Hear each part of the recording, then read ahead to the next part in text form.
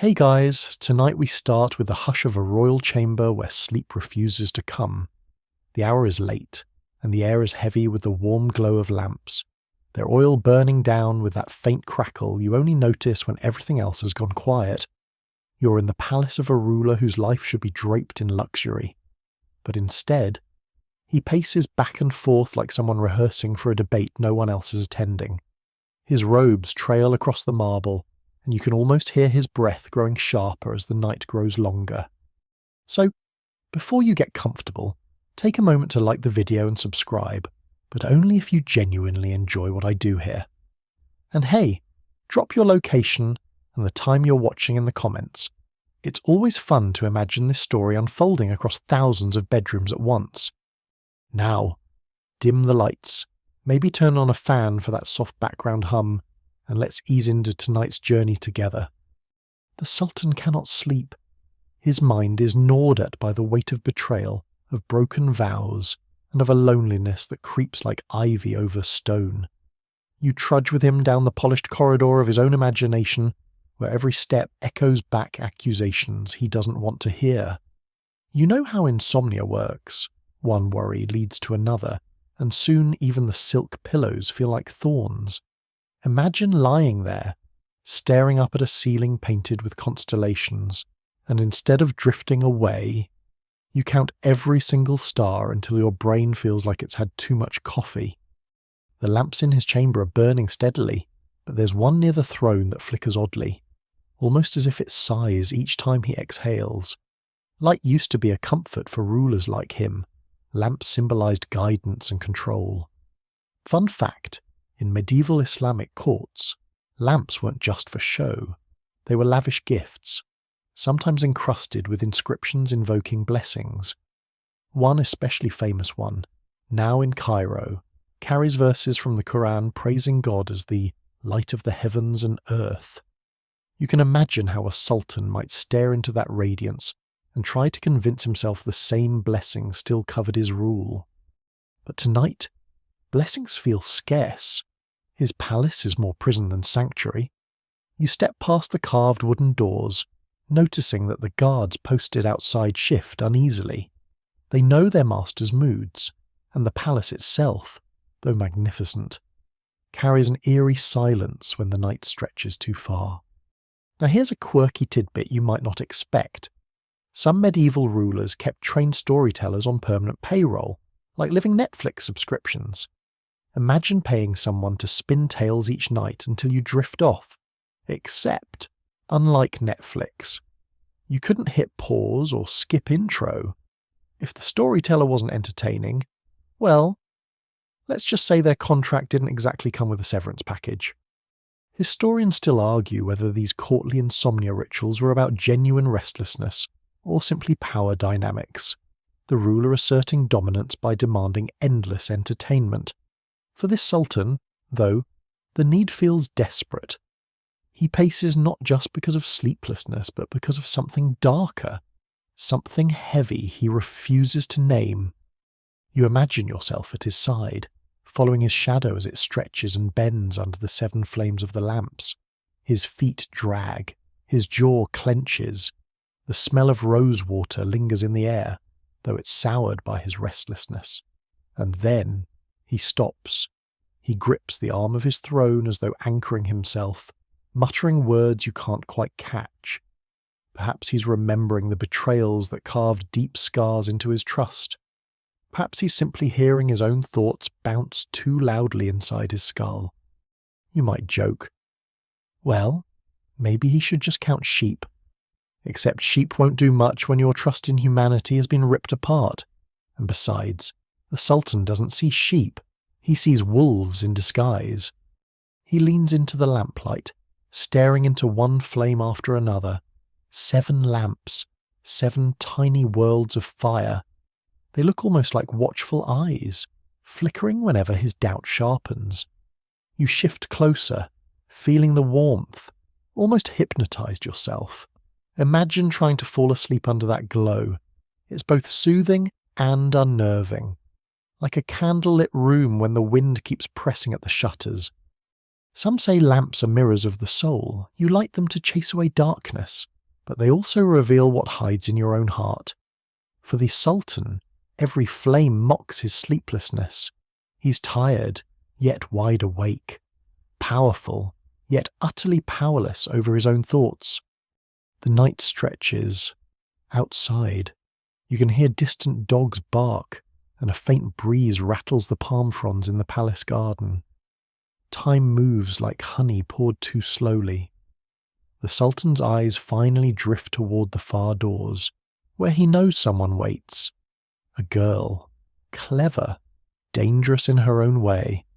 A girl who has volunteered for the impossible, to soothe him with stories, to outlast his anger, and perhaps to survive when no one else has. And just as the lamps hiss softly, you realize the sleepless night is only the beginning. You hear the faint shuffle of steps in the corridor beyond, and the Sultan turns, shoulders squared, eyes sharp. He knows who waits there, and he can't decide if the thought steadies him or unsettles him even more. You follow his gaze, and the chamber door opens with that slow, deliberate creak that makes every moment stretch. In steps Scheherazade. Now, you've got to give her credit. This isn't just courage. It's the kind of bold gamble you'd expect from someone who's either a genius strategist or a really bad gambler at a high-stakes poker table. She has chosen to marry the Sultan, despite knowing the fate of the wives who came before her.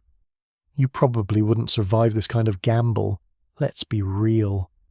Her eyes lower, her hands fold neatly, but you can feel the fire hidden in her quiet composure. She isn't just there as a bride, she's there as a tactician with a plan sharper than any scimitar hanging on the palace wall. She intends to use stories, yes, simple stories, to keep herself alive. There's a historical layer here worth pausing on. In Persian and Arabic courts, women of high rank sometimes gained influence not through open confrontation, but through arts of persuasion, poetry, or storytelling. One famous example is Mahsati, a Persian poetess of the 12th century, who was rumoured to soften kings with verses that made them laugh, weep, or both. Historians still argue whether such women were genuinely respected intellectuals or merely tolerated entertainers, but the point stands. Words could save lives, and Scheherazade knew it. She bows before the Sultan, her shadow stretching across the marble like an ink stain. He studies her as if she's another lamp flame, waiting to see if she will flicker or blaze. You almost want to whisper, "Don't mess this up." But Scheherazade, she doesn't tremble. She begins to speak. Her voice is low, musical, meant to lure not just his attention but his imagination. She doesn't dive straight into plot. No, she teases. Think of it like the cliffhanger trailers we binged today. She sketches just enough of a setting, just enough of a mystery that your curiosity leans forward before your body even realizes it. The Sultan stiffens at first, maybe out of habit. After all, he's listened to stories before, and none of them made him forget the bitterness he carries. But Scheherazade knows something about timing. She begins with a promise that this story, unlike the others, will unfold piece by piece, each night adding a flame to his curiosity. And here's your quirky tidbit. Did you know medieval Arab storytellers often performed in marketplaces with props like lamps, bowls of sand, or even tiny puppets to help illustrate their tales? Imagine someone in the bazaar pulling out a bronze lamp and whispering, "This one doesn't shine with oil, it shines with secrets." It's not hard to see how those images became stitched into legends. The Sultan leans forward, resting one hand on his knee. For the first time in many nights, his pacing stops. Scheherazade paints with her words, a desert road, a weary traveller, and a lamp unlike any other, a lamp with 7 flames that burn but never consume, each flame a doorway to something strange. You feel the Sultan's breath steady, the hard lines of his face softening as the story wraps around him like a silken net. You know that feeling, right? That moment when a good story finally breaks through your overthinking brain, and suddenly you're there, in it, not just listening but living inside the words. Still, shadows cling. Historians still argue whether the framing of 1001 Nights was purely entertainment or veiled social commentary. Was it a critique of tyranny or simply a survival tactic? Maybe both. Maybe Scheherazade understood better than anyone that rulers can ignore lectures but can't resist a good cliffhanger. The Sultan sits straighter, but his hand doesn't reach for his sword. His expression doesn't harden. Instead, a spark of curiosity flickers in his gaze. Scheherazade notes it. Oh, she notices everything. She doesn't rush. She knows the night is long, the oil in the lamps is slow to burn, and survival lies in pacing, in suspense, in keeping him forever one heartbeat away from the conclusion. She pauses at just the right moment. The air in the chamber feels heavier, as if the lamps themselves are listening, and then she continues, weaving the first threads of the tale of the Lamp of Seven Flames. You can almost hear the Sultan's thoughts whispering. What happens next? The tale begins where all good tales should, out on the road, where dust clings to your sandals and the horizon feels like it's just taunting you with endlessness. Scheherazade paints the scene so clearly that you can almost feel the heat pressing against your skin. You trudge alongside her nameless traveller, a figure with more determination than coin, his robe tugged at by the desert wind. His pack is nearly empty, his water skin light, yet his eyes carry that restless gleam that belongs to someone searching for something they can't quite name. The dunes stretch endlessly, but tonight, the story narrows to a single discovery. He stumbles into the ruins of an old caravanserai, the kind where merchants once gathered after crossing dangerous roads. The walls are half fallen, carved stone scattered like teeth in the sand, and there, half buried under the rubble, is a lamp. Not the kind you'd expect, a battered copper thing with soot still clinging to its spout, but something strange. Its body is worked in bronze so dark it looks almost black, and from it burn 7 flames, each the colour of dawn, though no oil drips, no wick smoulders. You lean closer, as if you could feel its heat, though Scheherazade makes clear the flames are not hot. They shimmer and bend as though they were alive, each whispering faintly, though the words dissolve if you try to focus too hard. The traveller bends to lift it, and here Scheherazade lingers, letting you feel the tension of his hesitation. Would you pick up something like this? Honestly, you'd probably take a photo for Instagram and move on, but this guy, he knows treasure when he sees it. The lamp hums against his palms like a cat that's been waiting for centuries to be held. Fun fact: lamps were more than just household objects in the medieval Islamic world. They were symbols of divine light. The verse of light in the Quran compares God's guidance to a lamp within a niche. Historians still argue whether the mystical lamps in folklore are meant as literal magical devices or allegories for hidden wisdom.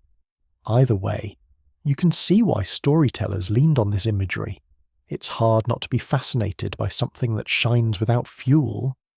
Our traveller feels both awe and dread. Each flame seems to beckon him toward a different horizon. One flickers like sea foam, another like mountain fire, another like city lanterns in the rain. He swears he hears faint music from the 7th flame, though it might just be the wind. As he turns the lamp in his hand, he notices an inscription along its base.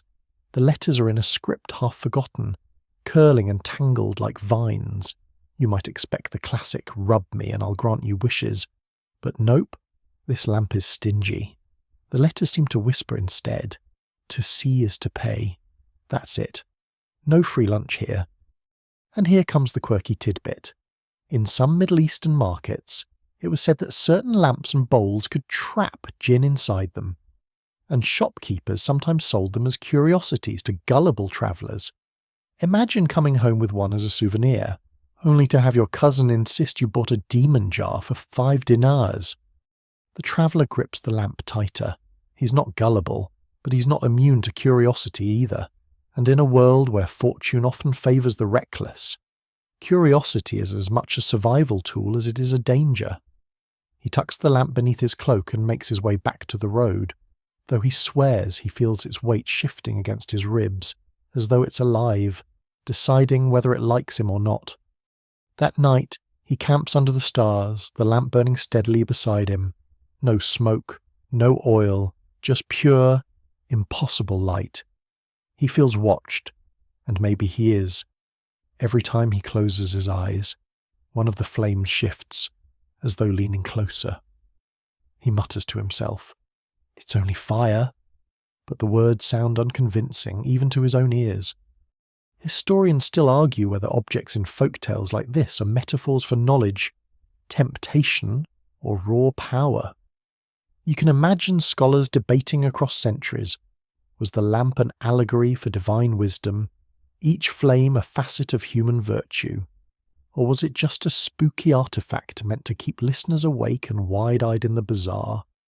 Either way, Scheherazade knows how to set a hook. By now the Sultan has forgotten his pacing, leaning in as if he too can feel the lamp's glow. The desert wind rises, the lamp hums softly, and you realise this is no ordinary object.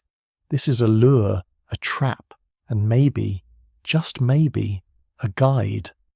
The traveller doesn't carry the lamp for long before he realises it isn't simply an ornament, it's a negotiation waiting to happen. By the next morning, the desert sun is so sharp it feels like knives bouncing off the sand, and he stumbles into a cluster of tents pitched near a palm-lined oasis. The smell of roasted lamb and spiced dates drifts on the breeze, and the buzz of haggling merchants fills the air. He pushes past the crowd with the lamp clutched under his cloak, because something this strange. It's not the kind of thing you just leave lying around on your blanket at the bazaar. But word travels fast in desert towns. A merchant in striped robes, eyes quick and calculating, notices the faint glow slipping from under the traveller's cloak. He beckons him closer, and before long the traveller finds himself seated on a carpet surrounded by silks, brass bowls, and the sharp scent of frankincense. The merchant leans in and whispers, "You've brought something rare, something that burns without oil, something that should not exist." The merchant's first offer, a chest of coins heavy enough to make the traveller's donkey buckle. But he shakes his head. Not enough. The lamp, after all, feels priceless, or dangerous enough to demand a price beyond measure. The merchant raises an eyebrow and counters. Rare gems, a house by the river, servants to wait hand and foot. Still, the traveller hesitates. It's not greed holding him back, it's intuition. Deep down he knows this lamp will demand something more than gold or jewels. And here's a fun historical fact. In medieval souks, bargaining wasn't just commerce, it was theatre. Merchants were expected to inflate their offers, customers to reject them dramatically, and deals could take hours. Sometimes tea was served just to keep the haggling polite. Imagine this negotiation stretched into the night, with onlookers gathering just to see if the stubborn buyer and stubborn seller would ever meet halfway. Here, though, the bargaining tilts in a strange direction. The merchant finally sighs and says, "Coin is nothing to this lamp. It asks for lives, for years, for memories. What will you give?" You pause with the traveller because, "Excuse me?" That escalated quickly. The traveller frowns, clutching the lamp tighter. The merchant explains, "Every flame shows a vision, but to see one fully, you must give something of yourself. The first man who owned the lamp, he claims, traded away his laughter and lived long years without ever smiling again. Another gave up his shadow, yes, literally his shadow, and after that, no one dared to walk beside him." Quirky tidbit. The idea of trading shadows isn't unique to this story. Folklore from Germany to Persia carries versions of shadow stealing, often as a metaphor for losing your soul. Historians still argue whether these shadow tales were inspired by actual superstitions or by simple observations of how fragile human identity can feel under certain conditions. Either way, You wouldn't want to be the guy buying sunscreen if you didn't have a shadow. The traveller listens carefully, heart thudding. He has nothing worth losing, or at least nothing he's willing to give up yet, and so, for the first time in his life, he bargains by walking away. The merchant calls after him, offers mounting, voice growing frantic as if the lamp itself urges him to seize it. But the traveller resists. He has no intention of handing over something he can't replace. By nightfall he camps alone again, the lamp resting beside him on the sand. Its 7 flames sway in rhythm with the desert wind. But now he hears something new, whispers, almost like children at play, giggling from flame to flame. He covers the lamp with a cloth, muttering, "Not tonight." But even through the fabric, the glow presses through, stubborn, insistent. Historians still argue whether Scheherazade's tales about magical bargains reflected real anxieties of her world, fears of losing one's family, one's honour, or even one's identity under the crushing weight of politics and empire. Perhaps the lamp of 7 flames was her way of reminding the Sultan that every bargain comes with a hidden price, one no merchant will ever list up front. The traveller lies awake, staring at the stars, realising that his true bargain is not with any merchant at the bazaar, but with the lamp itself, and sooner or later it will demand an answer. The desert does strange things to your sense of time. By the next night, the traveller feels as if he has been walking in circles, each dune identical, each horizon just out of reach. The lamp remains stubbornly lit, its 7 flames quivering even when he tries to smother them beneath a cloth. It's as though the lamp refuses to let him forget it. When he finally slumps onto a slab of sandstone, too tired to argue with fate, the flames begin to shift. One by one, they rise higher, elongating like the necks of serpents, and then, just for a moment, the air shimmers with images. The traveller holds his breath, and you lean closer with him. The first flame shows a sprawling city of towers gilded in gold, its domes glittering in sunlight, but as he squints, the towers crumble into dust. The second flame flickers with ships sailing across turquoise water, their sails full of wind, until the sea swallows them whole. Another flame unfurls into mountains with fortresses perched like eagles' nests, but then the peaks fracture, tumbling into silence. It dawns on the traveller that each flame carries a memory not his own. Forgotten kingdoms, lost to time. Empires that once commanded armies now reduced to whispers in firelight. Scheherazade's voice lowers, drawing the Sultan into the pull of these visions. She reminds him, without ever saying it directly, that power is fleeting. What stands mighty today may tomorrow be a footnote buried under sand. Here's your mainstream fact. Real history offers echoes of this truth. Consider the great city of Ctesiphon on the Tigris River, once a glittering capital of the Persian Empire. By the medieval period, it lay in ruins, its grand halls scavenged for bricks. Historians still argue whether its fall was purely military, or whether rivers shifting their course doomed it as much as invading armies. Either way, it became a ghost story for travellers, a reminder that even grandeur turns fragile. The traveller reaches a hand toward the flames, though he knows by now they come with a cost. The third flame, shimmering like woven silk, shows a desert queen seated on a throne of lapis lazuli. She raises a jewelled cup as her people cheer, but then her image flickers, fades, swallowed by a sandstorm that erases even her name. He feels a pang in his chest, as though some part of him mourns for her, though he never knew her. Quirky tidbit. Some medieval chroniclers claim that sandstorms were the work of jinn, angry spirits stirring up the desert to wipe away traces of cities and armies alike. Imagine blaming every sudden weather event on invisible beings with a grudge.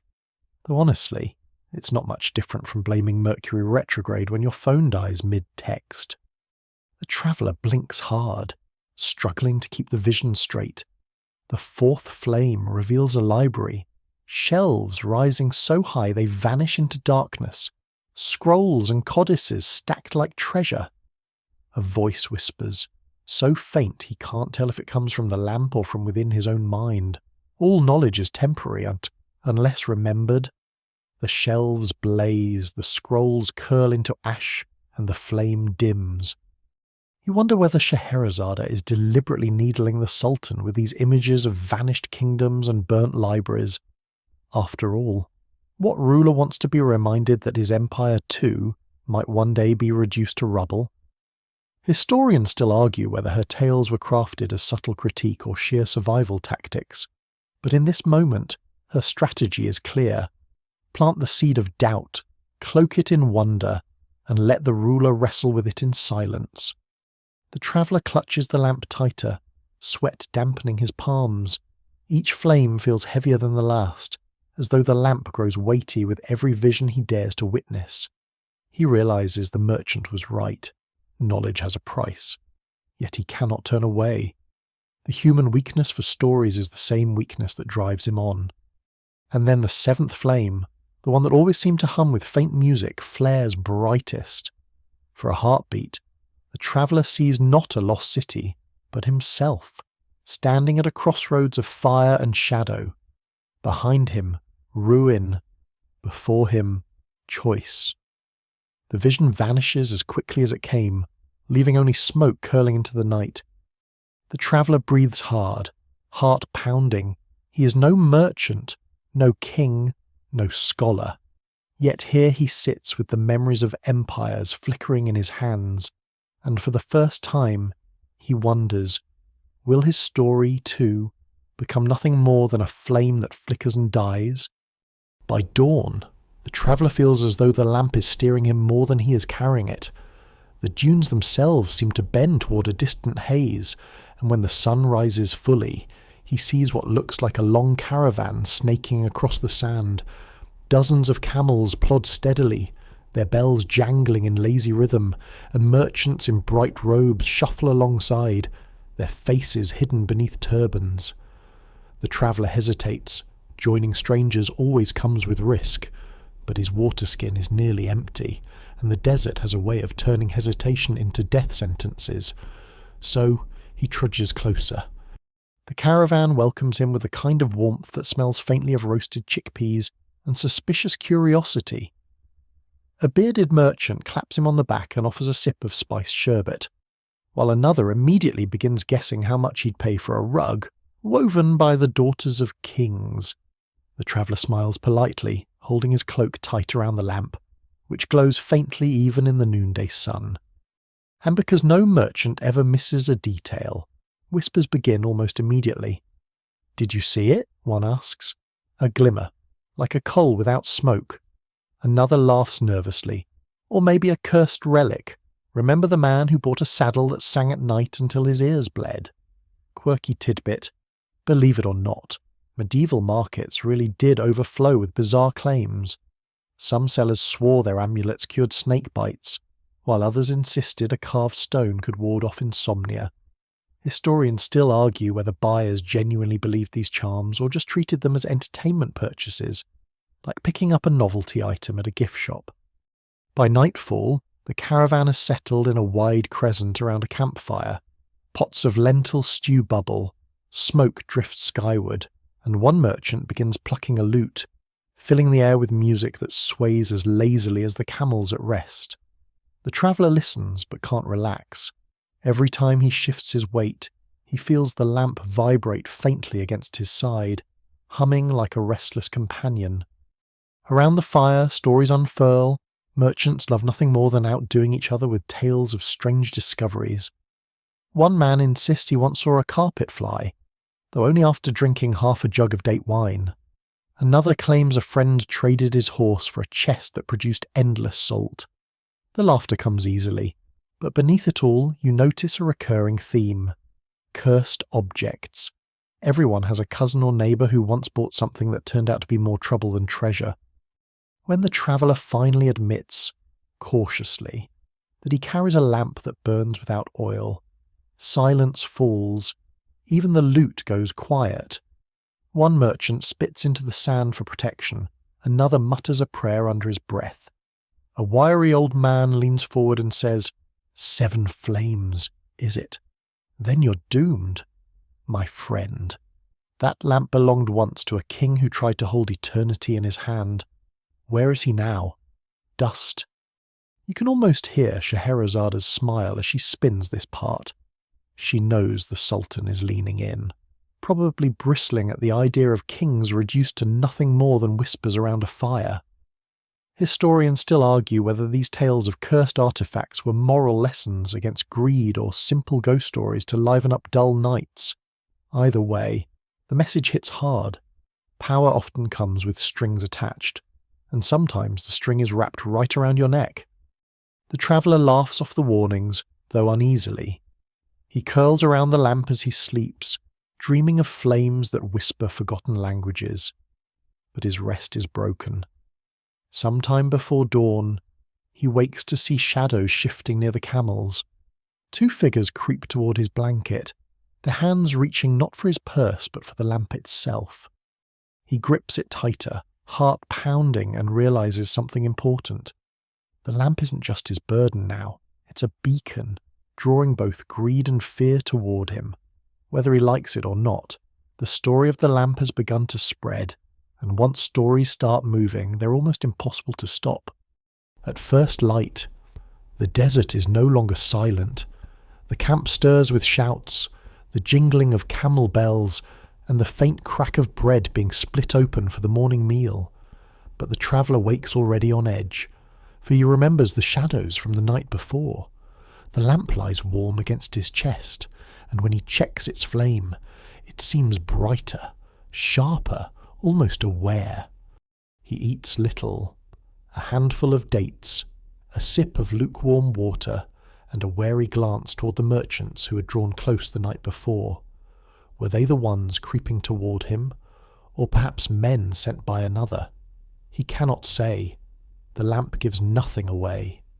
The caravan resumes its slow march across the dunes, and though the traveller walks among them, he feels separate, a figure marked by the faint glow at his side.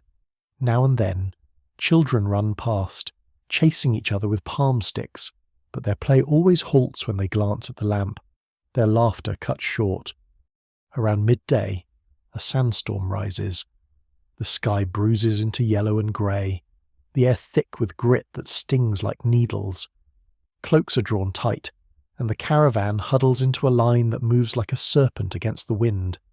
Visibility shrinks, the world narrowing to little more than the step in front of you, and still the lamp burns, its flame a steady, almost arrogant defiance against the storm. Here Scheherazade pauses for effect.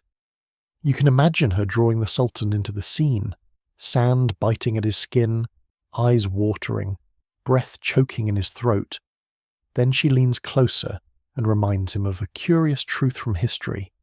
Desert travellers often carried objects believed to tame the winds, amulets made from ostrich eggs, scraps of inscribed parchment, even bones of small birds tied with twine. Whether they worked or not, no one dared walk unprotected into the dunes. Survival required a little belief. Hours later, when the storm fades, the caravan looks battered and grey. Sand coats their robes and beards, and the camels grumble low complaints. But the traveller's lamp, untouched. Not a grain of dust clings to its polished surface, as though the storm parted around it. Whispers spread like cracks through ice. A blessing. Some murmur. A curse. Others insist. Either way, the lamp has turned from curiosity into omen. That night, the caravan gathers again, though the mood has shifted. Where before there was music, tonight there are muttered prayers. A woman sprinkles salt around her tent. A merchant refuses to sit near the traveller at all, muttering that he wants no part of flames that do not bow to the wind. Unable to bear the weight of their stares, the traveller walks away from the fire, climbing a dune alone. From its peak, he can see the desert stretched wide beneath the stars, endless and cruelly indifferent. He sets the lamp before him and asks, almost aloud, "What are you?" The flame flickers, not with wind, but as if it had heard him. Here is where Scheherazade softens her voice, for she knows the Sultan has heard stories of objects that answer back, tales of speaking mirrors, of swords that sang their owner's fate, and she slips in another historical note. In many medieval courts, kings kept collections of so-called marvels, strange stones, glass that would not break, or cups that could detect poison. Some were natural oddities, others were outright fakes. But all carried the same lesson. Mystery has power, and power demands a price. The traveller does not hear words, not exactly. Instead, he feels a pull, a tug somewhere between memory and hunger. Images dance in the flame, arches of a ruined palace, a fountain that pours not water but fire, a shadow in the shape of a man who kneels yet never rises. He reaches out, then jerks his hand back, breath ragged. Below, the caravan watches. To them, the figure on the dune with the glowing lamp is no longer a weary traveller. He is something other, something becoming a story of his own. By dawn, the decision is made for him. When he returns to the camp, half the caravan is gone. They left in the night, unwilling to walk beside the lamp any longer. And for the first time, the traveller wonders if he should have done the same. The caravan grows thinner by the day. You march along the desert path, noting the empty spaces where once there were pack camels and bright-coloured tents. The air feels heavier now, not because the storm still lingers, but because suspicion has settled over the camp like dust. Each glance in your direction lingers too long, each whisper just faint enough to make you uneasy.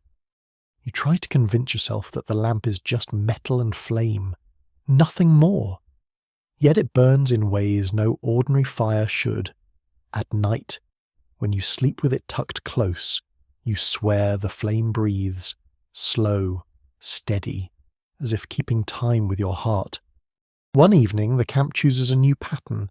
Instead of circling close for protection, they arrange their tents in a crescent, leaving you and your lamp on the outer edge, a polite exile as though you were contagious. A merchant offers a smile too quick, a laugh too sharp, and says, "We thought you'd like the stars all to yourself." His tone makes the words anything but kind. So you sit alone. The stars do blaze brilliantly, scattered diamonds against the velvet night, and the silence is so complete you can hear the shift of sand beneath your fingers.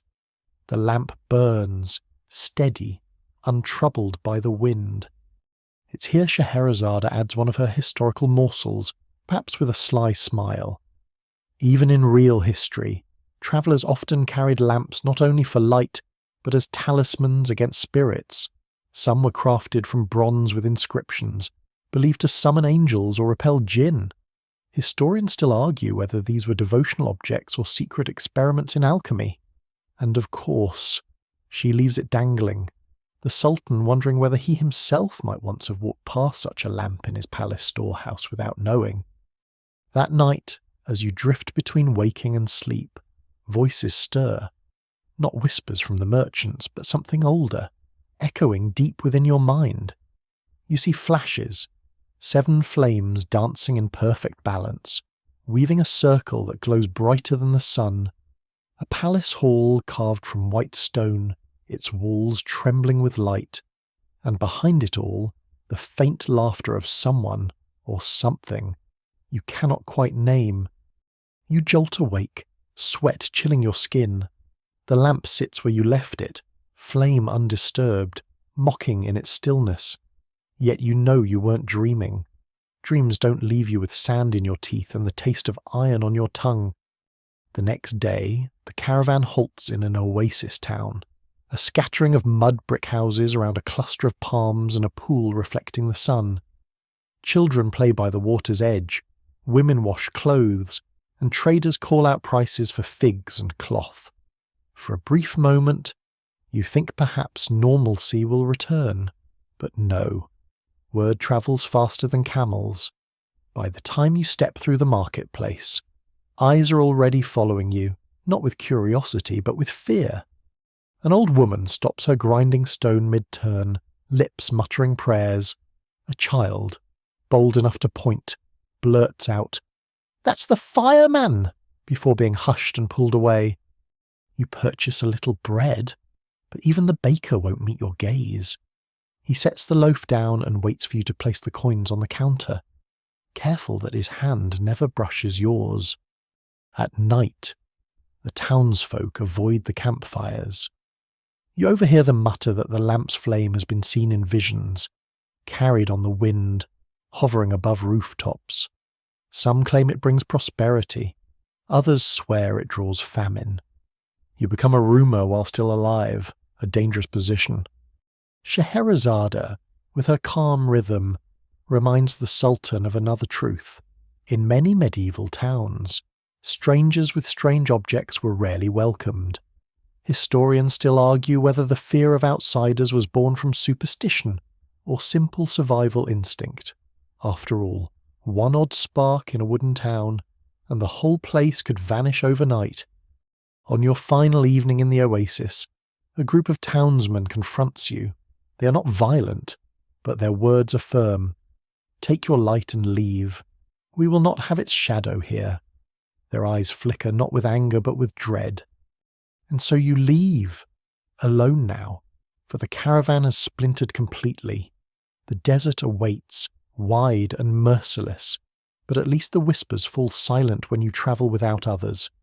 Still the lamp burns. Always it burns. The desert alone is a strange kind of kingdom. No caravan bells, no chatter of merchants, no clatter of pots at evening fires, just your footsteps crunching in the sand, the rhythmic groan of a camel carrying your water, and the ever-present flame at your side. You'd think the silence would be soothing, but instead it presses close, like a hand around your throat. At night, the lamp grows brighter. You test it once, hiding it beneath a thick cloth. The fabric smoulders without catching fire, and the glow seeps through as though the lamp refuses to be hidden. You mutter a curse under your breath, though not too loudly, because what if it hears? One dawn, after a night of half-sleep filled with twisting visions, you stumble across ruins. Broken pillars jut from the sand like ribs, their carved surfaces worn smooth by centuries of wind. You step carefully, brushing away grit to reveal inscriptions, looping Arabic script alongside symbols you do not recognize.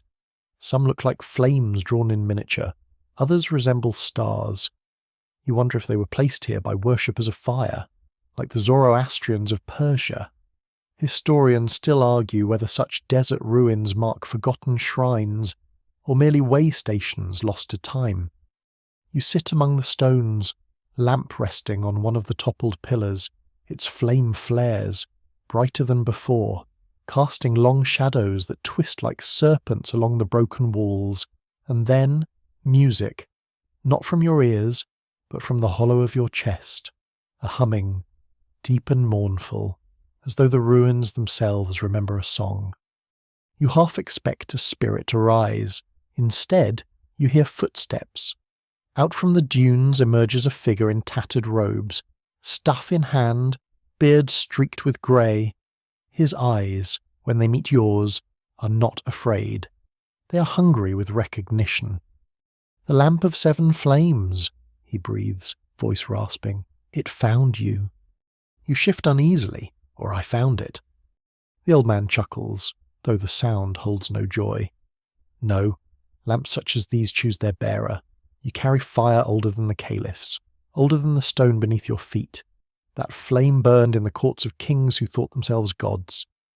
You want to laugh at the absurdity, but part of you remembers the storm, the visions, the whispers, so you stay silent. The man lowers himself onto a stone, breathing hard. "Do you know its price?" he asks. You shake your head. He smiles sadly. "Neither did I." And here Scheherazade lets the silence linger, drawing the Sultan to lean closer.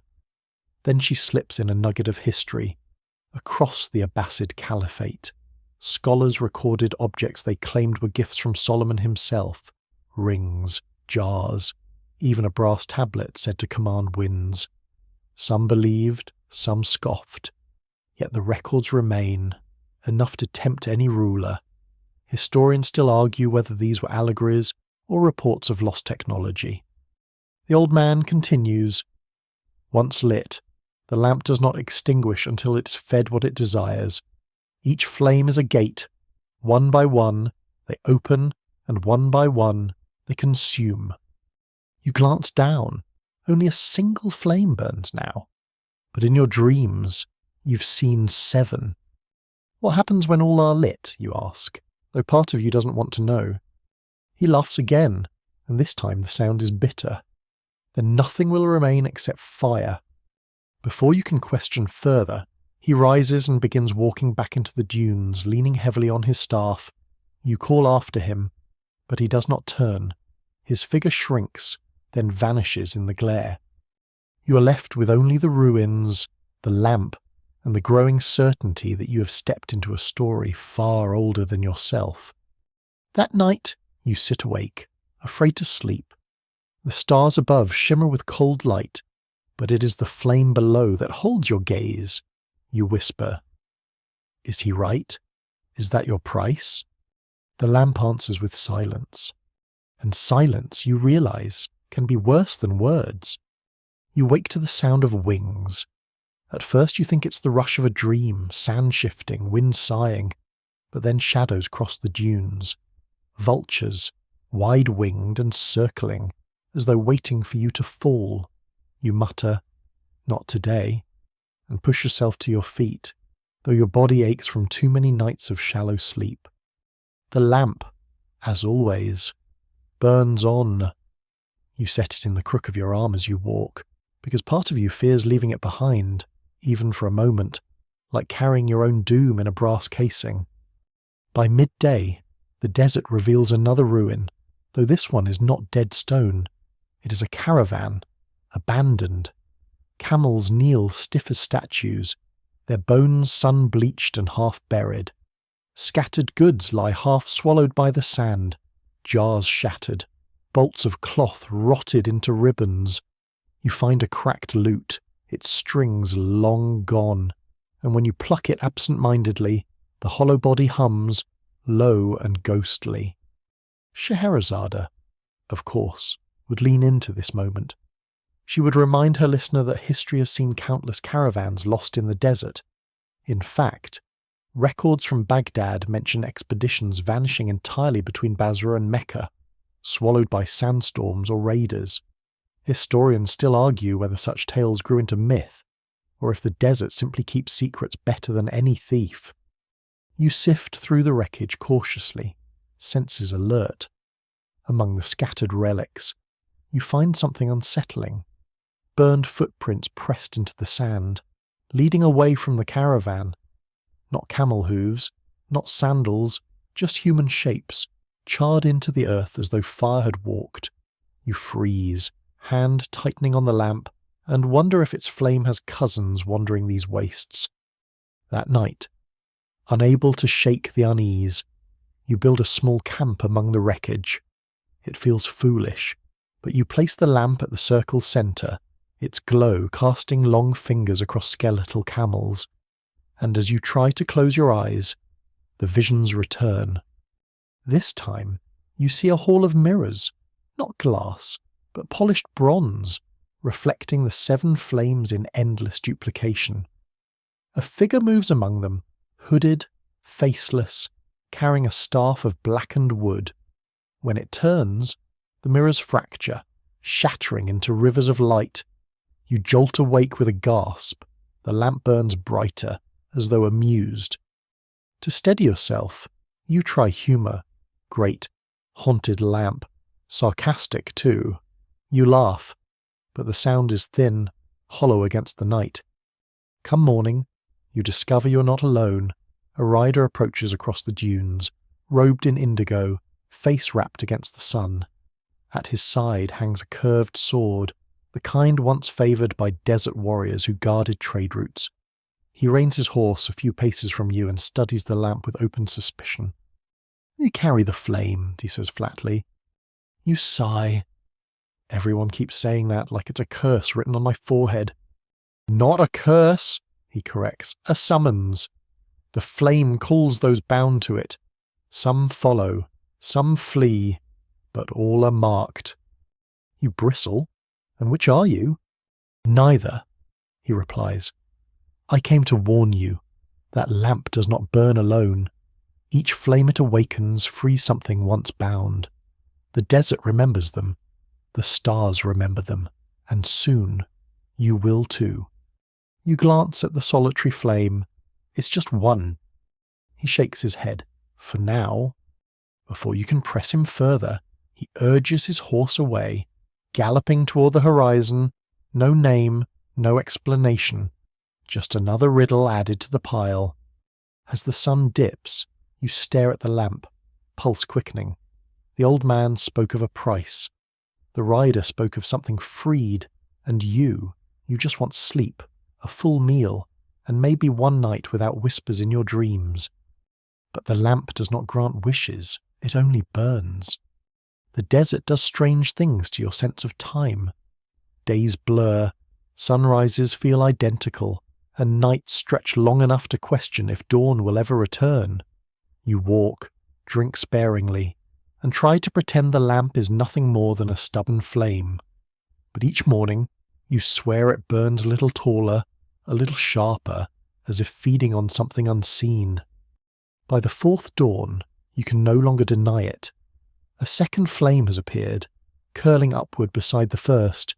It wavers like a newborn, fragile yet insistent, its glow licking against the brass rim. You mutter, "Oh, that's just fantastic," and consider burying the lamp under sand. But you don't, because what if it digs its own way out? When you lift it, the brass feels hotter, heavy as though carrying more than fire. And here Scheherazade reminds the Sultan of a curious fact. In the annals of the Abbasid scholars, there were records of objects said to awaken gradually, astrolabes that revealed new star patterns, cups that changed colour with time. Historians still argue whether these accounts were allegory or early descriptions of chemical reactions. Either way, the second flame feels like an awakening you didn't ask for.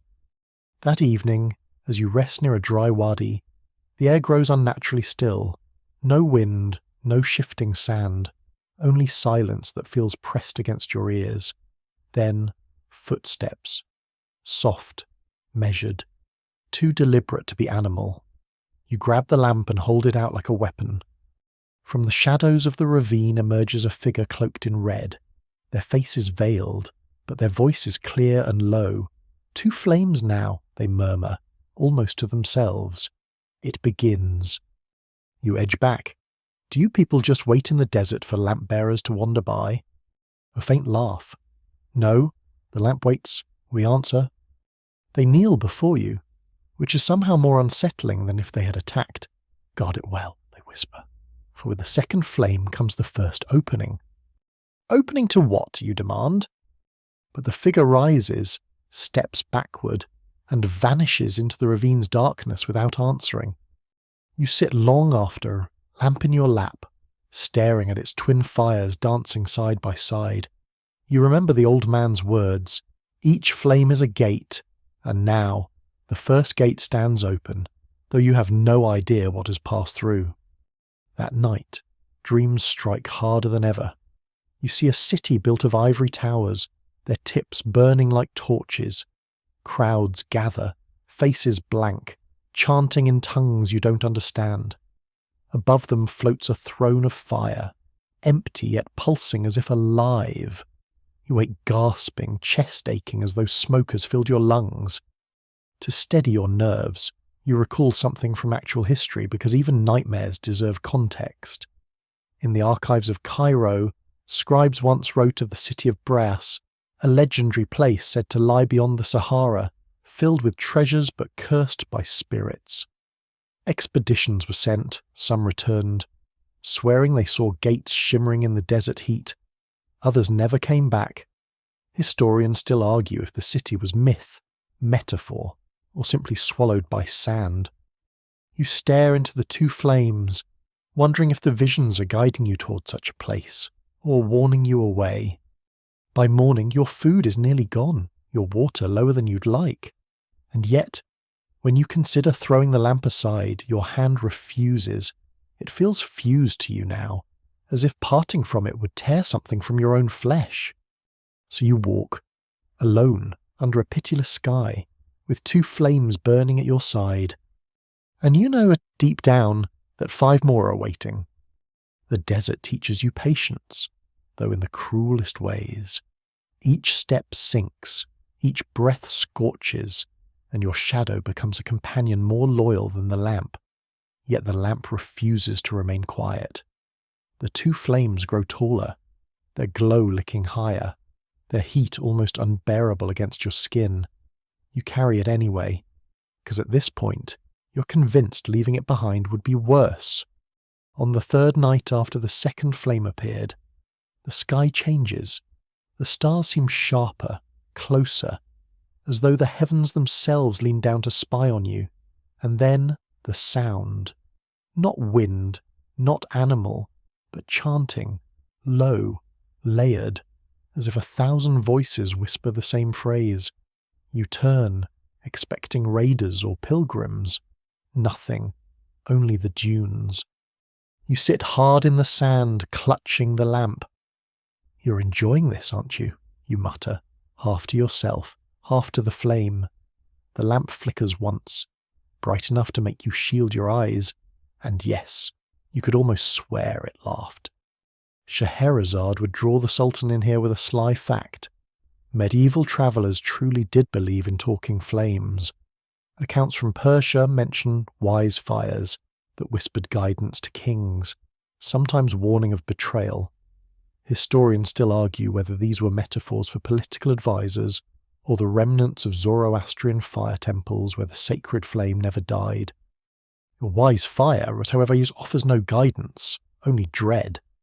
By dawn, exhaustion pins you down, but when you blink awake, the lamp has changed again. A 3rd flame has appeared, smaller than the others but alive, dancing with sharp eagerness. You sit up too quickly, nearly spilling the brass casing onto the sand. 3 flames, and each one seems to cast a different light, one gold, one pale, one tinged faintly blue. You whisper, "What gate is this?" as though expecting an answer. And you get one, not in words, but in presence. Behind you, a shadow falls where no shadow should. You spin. At first it looks like smoke rising from the dunes, but then it forms a figure, tall, lean, with hollow eyes glowing faintly like coals. It does not move closer. It only stands, watching, as though waiting for permission. You freeze. Nope, absolutely not. We're not doing this. Your attempt at humour dies in your throat when the figure tilts its head, imitating you, mocking in silence. Then it steps backward and dissolves into sand, gone as if it never was. Your breath rasps loud in the stillness. You tell yourself it was a trick of the light, a mirage, but the prints remain, deep impressions in the dune, smouldering faintly at the edges. You walk faster that day, pushing your camel harder than is wise. But speed doesn't outrun the lamp's fire. Each glance shows 3 flames burning brighter, each whisper of wind carrying that same layered chant. By evening, you collapse near a jagged rock outcrop. Hunger gnaws, thirst torments, but it's the silence that unnerves you most. You think of history again, trying to distract yourself. Scholars once claimed that the desert's silence could drive men mad. Some swore they heard voices in the stillness, spirits, angels, or demons. Historians still argue whether these were hallucinations or simply the mind grasping for company in endless quiet. That night, the dreams return. The throne of fire looms larger, its empty seat now shrouded in smoke. But this time, a figure approaches it, the same shadow you saw in the dunes. It kneels, and the flames flare so violently you wake screaming, clutching the lamp. The 3 flames dance merrily, as though applauding your terror. You whisper hoarsely, 4 more to go. What could possibly go wrong? The desert doesn't bother answering. Morning arrives, but it does not comfort you. The lamp now burns with 3 steady flames, and the air around it feels heavier, as though gravity itself thickens near its glow. When you carry it, your arm aches faster, and when you set it down, the sand beneath it smoulders faintly. You consider leaving it behind for the 100th time, but the thought vanishes as quickly as it comes. It is no longer a possession. It is a bond. You trudge onward, the horizon blurring in heat. Around midday, you stumble upon a dry riverbed. Its banks are high, etched with cracks, suggesting water once rushed here long ago. At the river's bend, you find carvings, half-vanished figures chiselled into stone. Some appear human, others less so, elongated shapes with curling horns, their arms raised in worship toward a central flame. Scheherazade, ever precise, might pause here to whisper into the Sultan's ear. In real history, desert travellers often encountered petroglyphs carved by civilizations long gone. Some scholars claim they depict rituals to sun gods or fire spirits. Historians still argue whether these were warnings or simple prayers.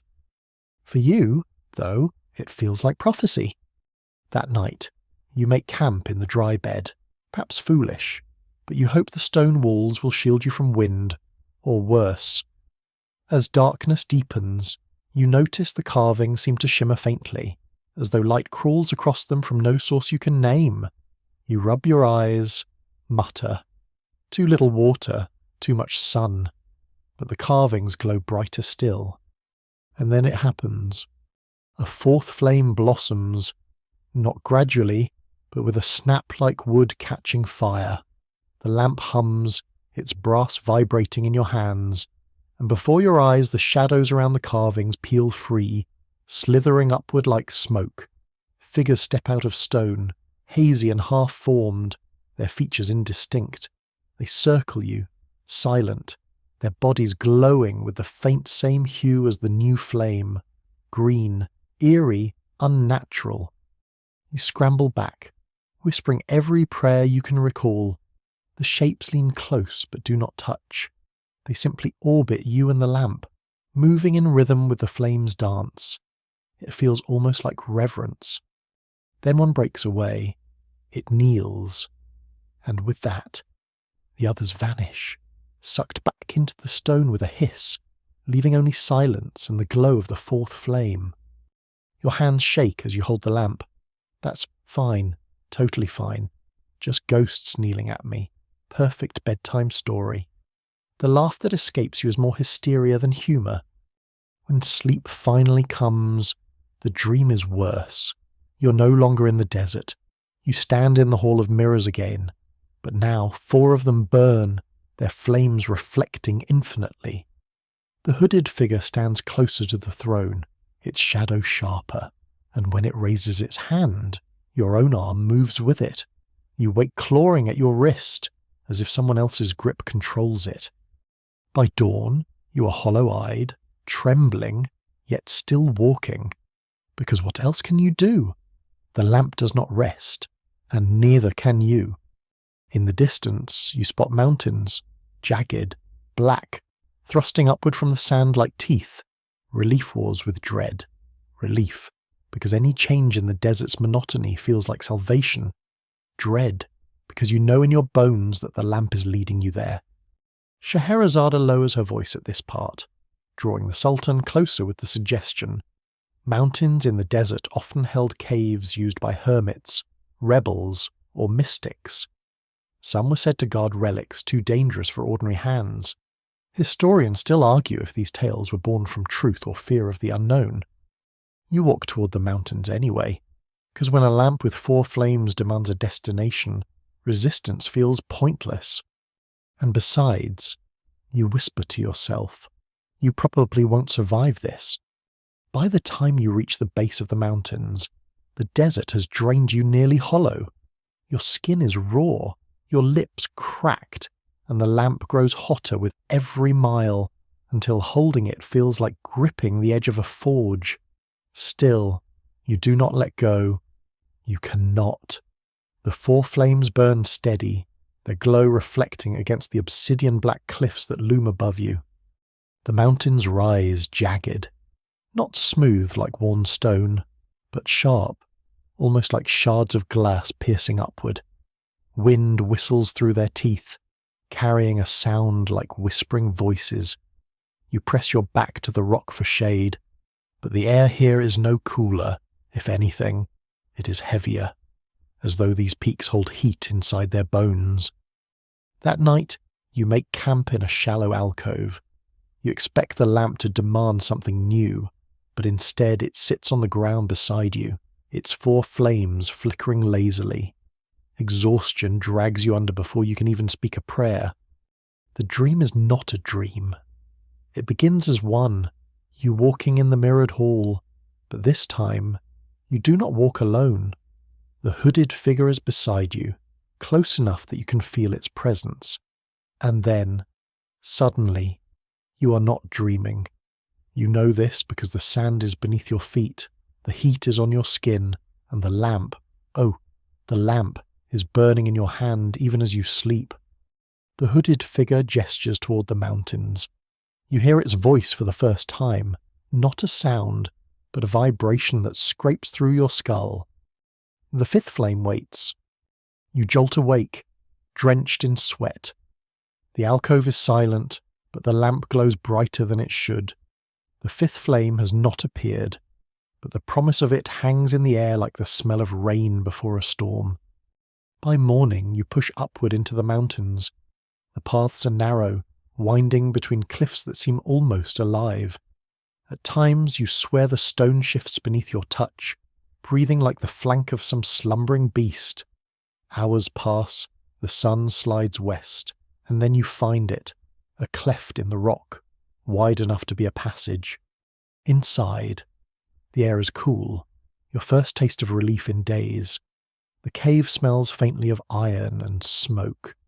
You lift the lamp high, and the flames stretch, casting shadows deep into the hollow. At the far wall, etched into stone, you see it, the same flame sigil carved in the riverbed, only larger, sharper, as though meant to brand itself into memory. The lamp thrums in your hand.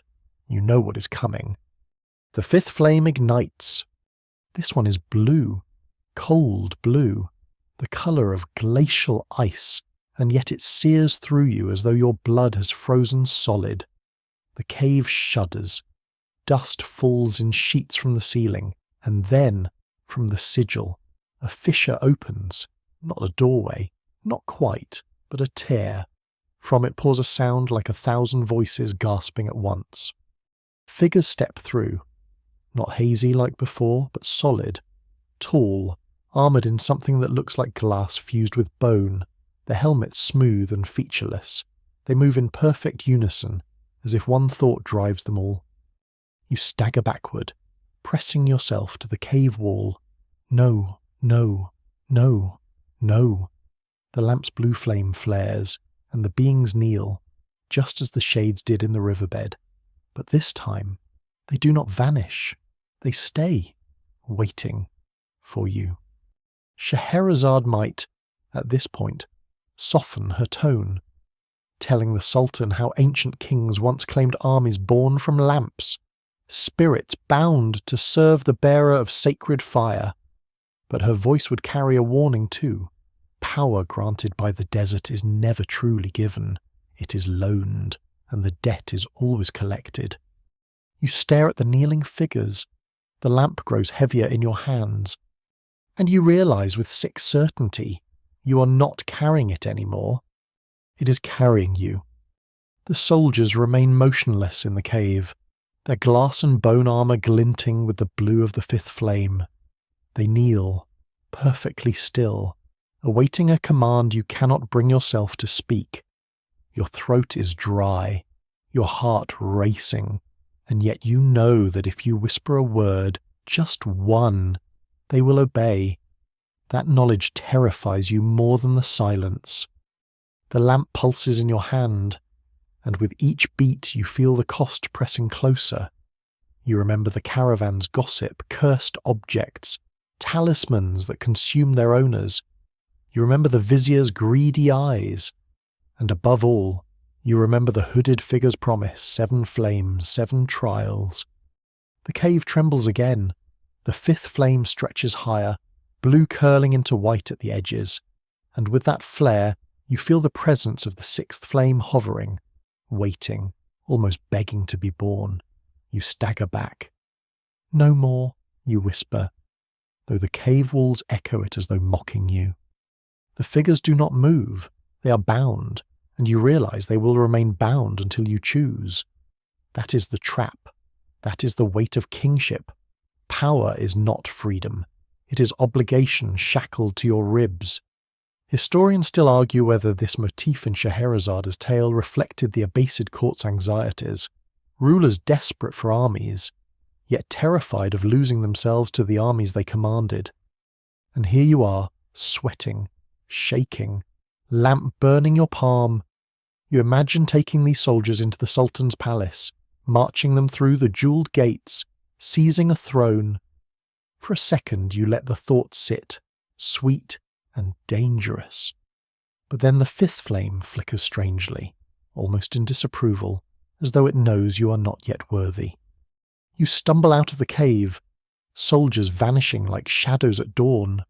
Only the lamp follows, its 5 flames dancing, a crown of fire mocking you. Days pass, nights blur. At times you wonder if you're walking in circles, if the mountains fold in on themselves like pages of a book Scheherazade keeps turning. Finally, as dawn bleeds across the horizon, the 6th flame awakens. It bursts forth unbidden, golden and blinding, forcing you to shield your eyes. The lamp hums with unbearable energy, and then, without warning, you are no longer in the mountains. You stand in a vast hall of shadow. Pillars stretch into infinity. Between them drift cloaked figures, their faces hidden, their voices murmuring in languages too old for your ears. The court of shadows. You know this instinctively, as though you have always known. They summon you forward. The lamp hovers from your hand and rests on a pedestal of black stone. The flames dance, each taller than the last, and the 7th, the final, remains dark, waiting. The cloaked judges turn to you.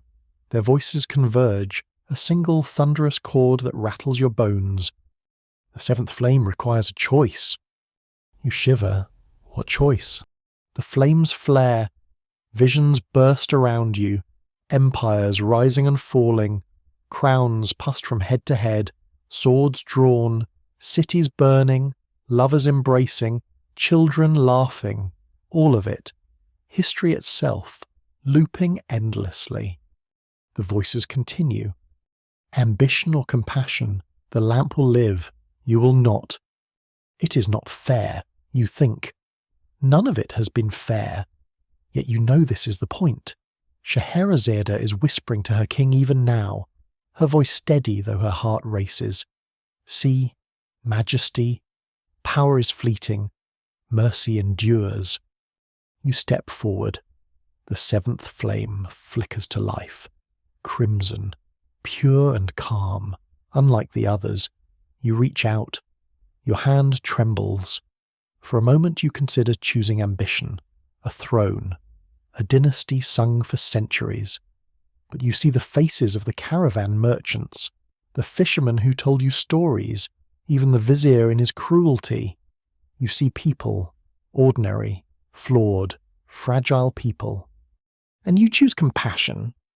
The 7th flame rises, then collapses into itself, folding into a single spark. The lamp cracks. Light spills out, searing your vision, blinding you until there is nothing but warmth. When you awaken, the desert is silent. The lamp is gone. Only dawn remains. Back in the palace, Scheherazade pauses here. The Sultan leans forward, furious and desperate for more, but she smiles, soft and knowing, and says, "The choice remains a mystery. Majesty, for what truly matters is not what the traveller decided, but what you would. The Sultan cannot sleep." And that, of course, was her plan all along. The tale fades into the hush of early morning, the lamp's flames extinguished, the echoes of desert wind growing softer until they sound almost like the hush of your own breath. You're left with the quiet after-image of choices, mercy or ambition, light or shadow, and the strange comfort of knowing that not every story needs a final answer. Your eyelids grow heavy now. The weight of desert nights, of sand beneath your feet, of stars that have watched countless wanderers before you, all of it presses gently on your shoulders. You've travelled far, endured trials, and stood before judges of shadow. Yet here, in this calm space, none of that can touch you anymore. Imagine the lamp dimming one flame at a time, each soft flicker lowering the brightness of your thoughts. 7, 6, 5, 4, down, down, until only the faintest glow remains. A steady warmth in the dark, nothing to fear, just a gentle reminder that you are safe, that your story tonight has already been told. Breathe slower now. Let the desert wind smooth into the hum of your fan, the sigh of night against your window. Whatever choices you wrestle with tomorrow, they can wait. For now, you have chosen rest. So let the lamp go dark, let the sand grow cool, and let the palace fade. Scheherazade herself would smile to see you drifting this way, safe, calm, and ready for sleep. Good night and sweetest dreams.